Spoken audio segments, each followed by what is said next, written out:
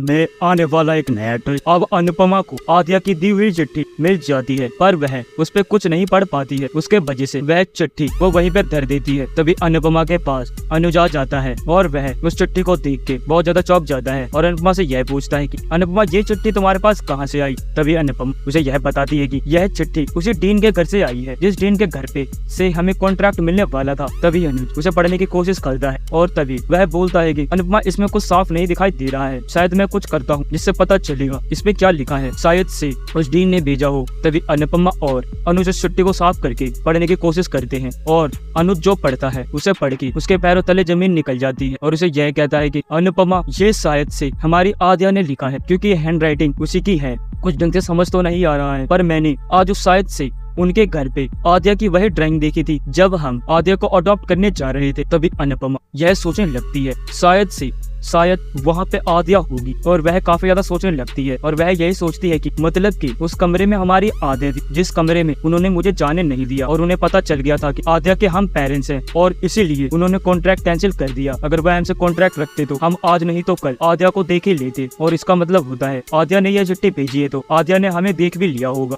तभी अनुज और अनुपमा उसी डीन के घर पहुँचते हैं और वहाँ पे आद्या का नाम पुकारते हैं, पर आद्या को कमरे में बंद कर रखा होता है मेघा ने और मेघा अनुपमा के पास आती है और यह कहती है कि तुम्हारी हिम्मत कैसे हुई इस घर में घुसने की। तभी अनुपमा यह कहती है कि हमारी बेटी कहाँ है मेघा, तुमने हमारी बेटी को छुपा रखा है। तभी वह यह बोलती है कि यहाँ पे कोई नहीं रहते, यहाँ पे मैं और सिर्फ मेरे पति रहते हैं। तभी अनुपमा यह बोलती है कि मुझसे झूठ बोलने की जरूरत नहीं है, मुझे सब कुछ पता चल चुका है। तुम्हारे घर से जो चिट्ठी आई थी उस पे मेरी बेटी का नाम और मेरी बेटी की हैंड राइटिंग थी। तभी मेघा बहुत ज्यादा घबरा जाती है और यह सोचने लगती है कि आद्या ने चॉकलेट के बहाने अनुपमा को यह मैसेज भेजा था। तभी वह अनुपमा पे गुस्सा होने लगती है और अनुपमा काफी ज्यादा भड़क जाती है और मेघा का हाथ पकड़ के मेघा को वहाँ से साइड कर देती है और यह कहती है कि जब तक मेरी बेटी मुझे मिल नहीं जाती मैं यहाँ से नहीं जाऊंगी। और अनुज उसके घर में छान पड़ताल करने लगता है और वह देखता है कि वहाँ पे एक कमरा बंद है। तभी अनुज दरवाजे को खटखटाता है और आवाज देने की कोशिश करता है। तभी अंदर से आद्या की आवाज आती है और अनुज बहुत ज्यादा चौंक जाता है और अनुपमा को ऊपर बुलाता है और यह कहता है कि अनुपमा इस कमरे को इससे खुलवाओ,